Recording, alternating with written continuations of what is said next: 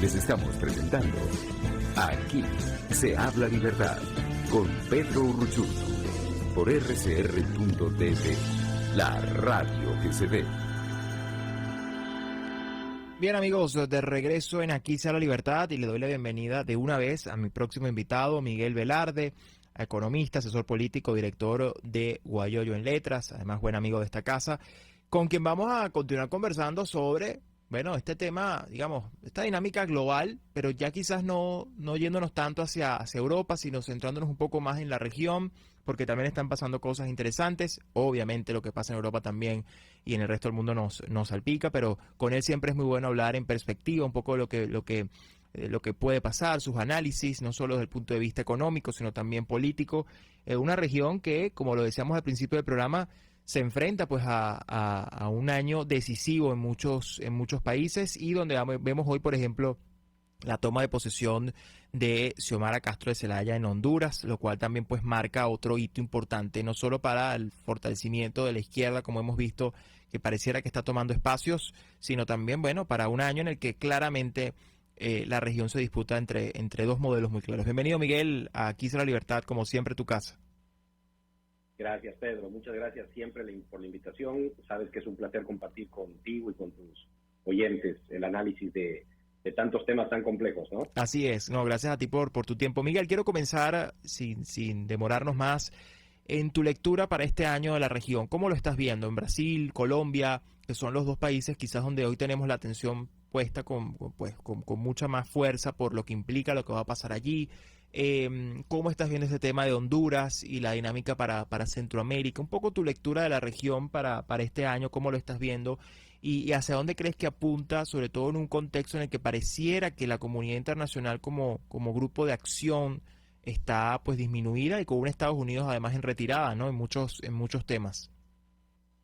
Sí, estaba escuchando la conversación que tenías en tu programa, un muy buen análisis que hacían ustedes, y sobre todo este concepto de la retirada de Estados Unidos, ¿no? Que creo que vale la pena profundizar en eso, porque es una retirada que se da en simultáneo con un nuevo y agresivo avance del Foro de Sao Paulo en la región, apoyado por sus aliados desde hace ya tiempo, que son Rusia y China, ¿no? Básicamente Irán también se suma a ese trío de apoyo al Foro de Sao Paulo localmente.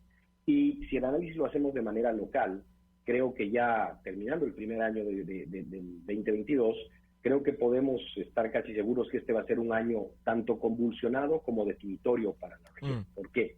Porque además de una pandemia que no termina de terminar, y del gran impacto económico que esta pandemia y las prolongadas cuarentenas han tenido en el mundo, pero sobre todo en la región, aquí hago un paréntesis, según la mayoría de los organismos internacionales, instituciones financieras, América Latina va a ser la región más golpeada y con menos capacidad de recuperación del mundo luego de esta pandemia, cierro paréntesis. Además del tema sanitario y del tema económico, también vamos a enfrentar un escenario político muy complejo, sobre todo para las fuerzas de la libertad, para las fuerzas de Occidente, que defienden ideas que muchos de nosotros compartimos.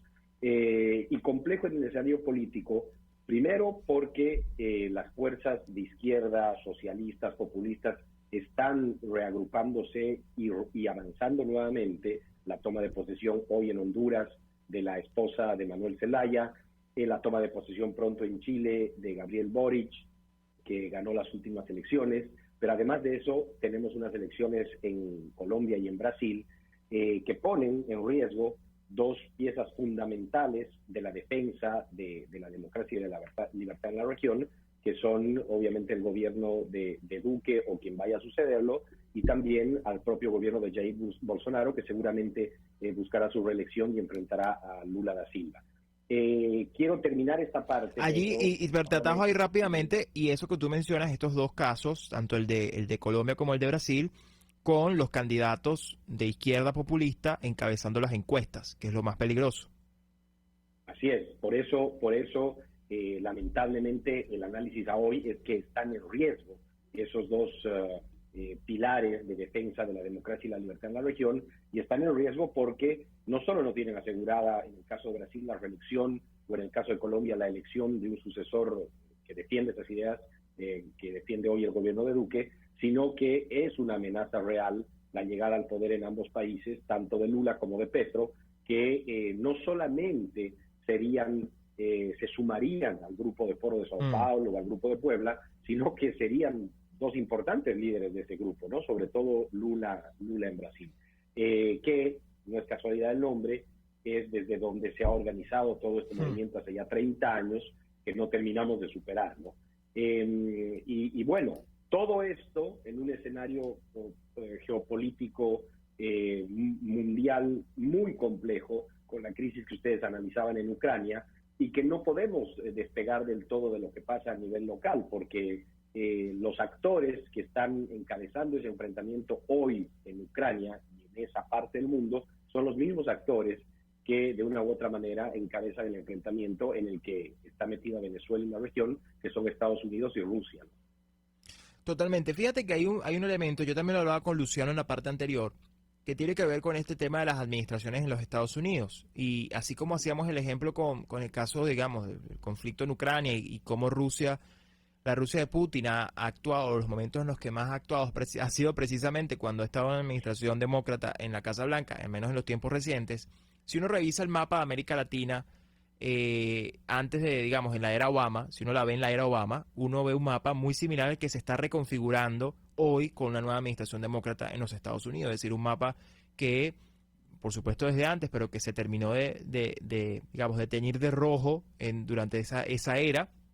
Y no es con el cambio de administración, sino con el cambio de administración en los Estados Unidos, que vemos cómo ese mapa a partir del 2015 justamente empieza a coincidir una ola de cambios en la región, en un contexto donde parecía que la región se reordenaba hacia, bueno, democracias más liberales, más, digamos, defensoras de la libertad, con modelos un poco más claros. Eso por un lado parece ser un indicador interesante en términos de cómo probablemente esta izquierda populista percibe también los momentos de debilidad de las administraciones y lo que decía Luciano, esto del testeo, ¿no? De poner a prueba la voluntad de ciertos gobiernos e instituciones de la región y de la comunidad internacional, además en un contexto como el que estamos viendo de la pandemia. Eso por un lado.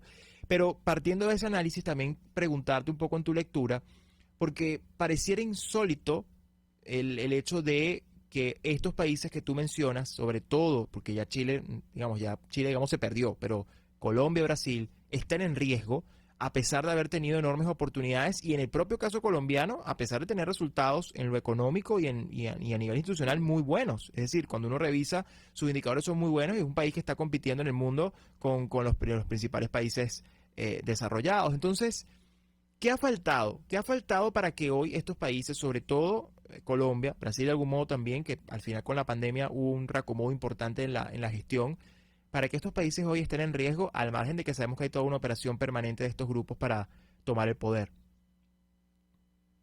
Bueno, primero, la primera parte de tu análisis es muy interesante y creo que la hacía Luciano. Todo el tema de estas olas, de estos ciclos que se repiten, ¿no? Y es difícil saber qué viene primero, si el huevo o la gallina. O sea, si es que debido a los ciclos que de alguna manera están por algo, alguna casualidad coordinados, se retroceden en Estados Unidos mientras se retrocede en la región, o por el contrario, si un retroceso está llevando al retroceso de la región. Es imposible saber, pero sí es una realidad que cuando en Estados Unidos en los últimos años, y además la administración de hoy está compuesta en un importante porcentaje de los mismos funcionarios que habían estado en la administración Obama, ¿no? Entonces, ni siquiera es que se comparten ideas, sino que en muchos casos son las mismas personas. Y eso ha llevado al retroceso en la región. Pero no podemos, en mi opinión, conformarnos con esa explicación, claro, porque yo creo que gran parte de la explicación de por qué hemos vuelto a retroceder tan dramáticamente en la región es por errores propios. Y errores en dos sentidos. Y acá paso a la segunda parte de tu pregunta, de por qué Colombia, como ejemplo de un país donde se ha hecho algunas cosas bien, tampoco hay la seguridad de preservar esos avances.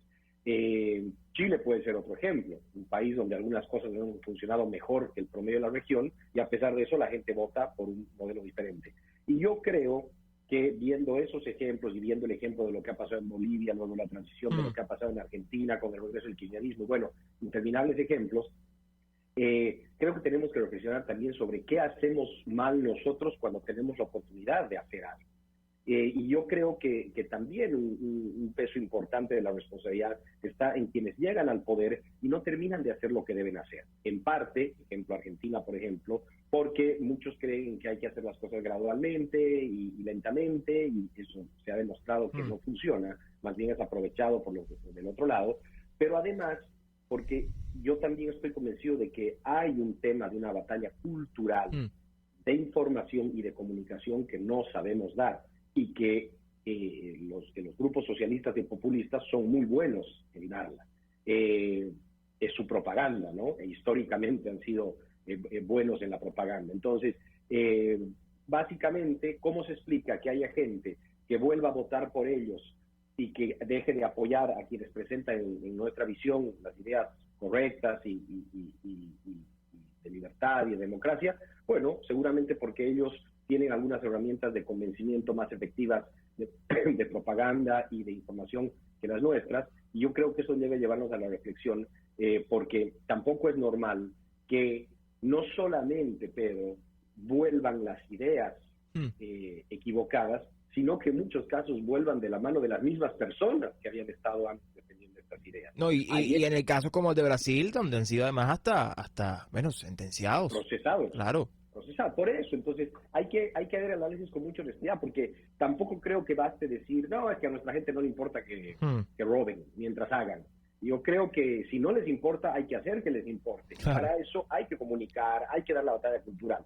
Ayer, si uno veía la imagen de esa clase magistral que dio la vicepresidenta argentina, Cristina Kirchner, en Honduras, porque está allá para la asunción hoy de la esposa de Manuel Zelaya, cuando uno veía la audiencia, era dramático, porque la audiencia estaba compuesta de la misma gente que hace 30 años está trabajando para destruir las democracias, desde las democracias en todos nuestros países, que lo que pasa es que 30 años después, para muchos ya no tienen esa careta de que tenían buenas intenciones, de que son buenas personas, pero no importa, porque están ahí y siguen ahí, y en muchos casos están de nuevo en el poder, o como en Colombia y en Brasil, a punto de regresar ahí. No, muy interesante esto, Miguel, porque bueno, al final yo creo que esa es la reflexión, incluso cuando uno entiende, por ejemplo, la elección Duque-Petro de hace 4 años, era una elección en la que Duque gana no solo con un margen relativamente ajustado, sino que, bueno, gana con todas las instituciones del gobierno colombiano en contra. Y en este caso estamos viendo cómo hoy, teniendo un gobierno a favor, encabezado por él, que defiende los principios democráticos, que defiende, que tiene unos resultados económicos extraordinarios, pero que pareciera que el colombiano no los percibe en su día a día por un elemento, creo yo, y coincido contigo, fundamentalmente comunicacional, pues cuando uno ve que hoy, teniendo incluso todo el aparato posible para narrativamente demostrar por qué estas ideas sí funcionan con resultados, pero además conectados con la gente, pues ni siquiera con eso es posible. Entonces esos son el tipo de cosas que nos deben llamar a la reflexión. Lo mismo en el caso de Chile, lo que ocurrió, y un poco esa renuncia también de ciertas identidades o valores para intentar agradarle a todo el mundo, intentar convencer a todo el mundo, cuando la gente además percibe que eso más bien es una muestra de debilidad, y eso se traduce desde luego también en preferencias del electorado. Yo creo que eso es una de las cosas que está muy pendiente por reflexionarse sobre cómo abordarlo. Yo creo que ese es uno de los grandes retos de los demócratas frente a la clara, inescrupulosa acción de los malos, como estamos viendo en cualquier parte del mundo. Miguel, yo no quiero cerrar la conversación, que ya estamos en la última parte, pero no quiero cerrar la conversación sin tocar como 2 temas en paralelo, pero creo que son importantes. Uno, lo que tú mencionabas de la región como la región que menos va a crecer y que se va a recuperar más lento post pandemia, si es que en la región pronto termina la pandemia, porque vemos que ya hay países que están decretando el final de la pandemia. O sea, hay países que ya están diciendo esto se acabó y la vida continúa, y bueno, ya tenemos vacunas, tenemos medicamentos, en fin, pero se acabó esto. Un poco, ¿cómo crees que eso vaya a repercutir en estos resultados electorales? ¿Cómo puede terminar de ser esto un problema para los demócratas en general y el contexto en la región? ¿Y cómo crees que países entonces finalmente como China, Rusia, se van a beneficiar de esta dinámica en la cual, como decía Luciano en la parte anterior, lo que pareciera que está en disputa es el poder mundial? Es decir, aunque uno lo pueda haber localizado o focalizado en esta región, al final hay países que están buscando imponer su narrativa y su visión para los próximos 50 años. Así es, y yo creo que lo primero que ha quedado hasta ahora demostrado es que la pandemia ha sido muy dañina para los oficialismos, ¿no? Para los gobiernos de turno. Desde Estados Unidos con Trump hasta varios de los gobiernos de nuestra región se han visto afectados por una pandemia que prácticamente nadie ha sabido manejar del todo bien, y en la región incluso peor de que el promedio mundial. Eso es uno. Dos, estas finalizaciones de la etapa de pandemia que se están decretando desde varios gobiernos ya, o que hay la intención por lo menos, yo creo que hay que verlas en dos grupos diferentes. Hay algunos países como Dinamarca, el mismo Reino Unido, que las decreta porque tiene alguna estadística, alguna data y algún control que puede permitir hacer eso. Y hay otros países... O para tapar un escándalo. O para tapar un escándalo con el caso inglés. Así es. Pero en el caso de nuestra región, si uno ve los números, estaríamos muy lejos de poder hacerlo. Sí. Y más bien lo que parece que mueve estas decisiones son motivos políticos o incluso la misma desesperación de la gente, donde las economías cada vez tienen menor capacidad de resistencia. Y aquí paso al segundo punto que tocaba. Obviamente la región se ha visto tan afectada por la parálisis a la que nos ha llevado la pandemia y las cuarentenas, pero con mucho menos músculo y capacidad de resistencia económica y financiera. Y obviamente los resultados de eso, las consecuencias de eso, las vamos a empezar a ver ahora, en esta etapa post-pandemia. Y ni qué hablar de los resultados que veremos a mediano o largo plazo, como son el impacto que esto va a tener en la educación de los chicos, en mismos temas de salud, etcétera. Obviamente vamos a sufrir más, incluso a mediano o largo plazo, la pandemia que los países más desarrollados. Y en tercer lugar, que es un punto para mí el más importante que toca, es que todo este tema de la crisis que existe en el mundo, especialmente entre Estados Unidos y Rusia, creo que va a llevar a que la situación en la región también pueda tener algún desarrollo que vaya más allá del estancamiento de los últimos años. ¿A qué me refiero con esto, Pedro? A que Ucrania hoy es tan importante para Putin que Venezuela, Cuba y Nicaragua se pueden volver más importantes para los Estados Unidos. Claro. Cuando un tablero está sobre la mesa de dos actores tan importantes como son en este momento Estados Unidos y Rusia, todo lo que está sobre la mesa entra en juego y en negociación. Entonces ahí vamos a ver hasta dónde está dispuesto a llegar, sobre todo Estados Unidos, porque creo que Putin ha dado señales claras de que está dispuesto a llegar hasta donde tenga que llegar, en esta negociación o en esta lucha política mundial para ver qué cede y qué pide a cambio cada uno de estos liderazgos mundiales, ¿no? Qué interesante eso que tú planteas, ¿no? Porque es como la oportunidad que podríamos ver en una circunstancia como esta, es decir, o termina siendo un factor distractor de realidades como la que ocurre en Venezuela, en la región, o puede terminar siendo un factor de atención si al final países como Rusia se enfocan más en su realidad más cercana, ¿no? Y dejan quizás un poco el terreno para que Estados Unidos propicie algún tipo de acción distinta. Lo que pasa es que cuando uno revisa las prioridades geopolíticas y de la política exterior de esta administración, pareciera que no están muy interesados, ¿no? Yo creo que eso será lo que los próximos días nos dirán, y creo que por eso lo que tú mencionas es muy interesante de cara a la presencia o la influencia rusa, China en la región. Yo creo que es muy interesante eso y es un enfoque muy interesante, así que le vamos a estar poniendo el ojo. O de intercambio. Pedro, porque si al final, siendo Ucrania tan importante para Putin, Estados Unidos no la suelta, Putin no se va a quedar tranquilo habiendo perdido esa batalla. Absolutamente. Quizás va a tratar de poner un pie más fuertemente incluso lo que lo tiene hoy en el patio trasero, como algunos lo llaman, de Estados Unidos, lo cual puede tensar y complicar mucho más la situación en nuestra propia región. Exactamente, totalmente. Y creo que hacia allá hay que poner el ojo y estar muy atentos, porque sin duda esa es parte, además parte de lo que puede estar en juego en esto, que apenas solo vemos una parte de lo que realmente está ocurriendo y va a terminar ocurriendo. Miguel, te agradezco mucho estos minutos. Como siempre, una maravilla conversar contigo y tus análisis. Seguro vamos a estar conversando en las próximas semanas de cara a los procesos electorales de Colombia y Brasil, que siempre tu lectura es muy acertada y seguro tendrás información valiosa y análisis valiosos para ello. Y bueno, decirte además que esta es tu casa siempre, así que gracias por acompañarnos. Gracias, Pedro. Muchas gracias siempre por tu cordialidad y las invitaciones. Para mí es un placer estar conversar contigo también. No, gracias a ti. Bien, amigos, conversábamos con Miguel Velarde, economista, asesor político, director de Guayoyo en Letras, y recuerden además que nosotros estamos aquí siempre dispuestos a apoyar el emprendimiento venezolano y por eso recomendarles a Habibis Cakes. Si están buscando postres de calidad buenos, bonitos y baratos, pues síganlos en Instagram, @Habibis_cakes. Allí pueden conseguir postres de calidad, están listos para tomar sus pedidos, se los llevan hasta la puerta de su casa. Créanme, las tortas, los postres, las meriendas, lo que usted quiera, están listos para recibir sus pedidos y llevárselos hasta la puerta de su casa, hechos además con la mejor atención y, como dicen ellos, con mucho amor. Habibis Cakes, @Habibis_cakes. Bien, amigos, llegamos al final de nuestro programa. Gracias por acompañarnos. Nos escuchamos la próxima semana en otro Aquí se habla libertad. Chao, chao.